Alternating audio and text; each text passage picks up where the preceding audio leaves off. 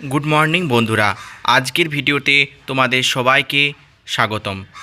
আজকের ভিডিওতে আমরা ডায়ান্থাস সম্পর্কে জানবো যে ডায়ান্থাস গাছটিকে আমরা গ্রীষ্মকালে কিভাবে পরিচর্যা করব যাতে গ্রীষ্মকালেও এটি খুবই ভালো ফ্লাওয়ার দেয় এবং খুবই ভালো গ্রোথ শো করে, এবং এই গাছটিকে আমরা কিভাবে গ্রীষ্মকালে বাঁচিয়ে রাখবো সেটা সম্পর্কে আমরা জানবো।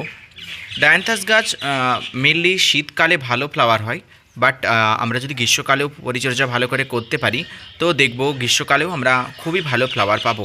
এই যে দেখতে পাচ্ছ, এই যে শুকিয়ে যাওয়া শীতকালে যে ফুলগুলো এসেছিল সেগুলো শুকিয়ে গিয়েছিলো, এগুলো আমরা এই গ্রীষ্মকালের সময়তে এগুলো ভেঙে দেবো। ঠিক আছে, এগুলো ভেঙে দিলে কী হবে না, নিচের থেকে যে ডাল শাখা প্রশাখাগুলো বেরোচ্ছে সেগুলা গ্রোথ বেশি হবে, এবং এটাতে আমরা খাবার হিসেবে দিতে পারি ডিএপির দানা দিতে পারি 5 থেকে 6টা করে দানা, যদি আমরা 15 দিন অন্তর বা 10 দিন অন্তর আমরা যদি দিতে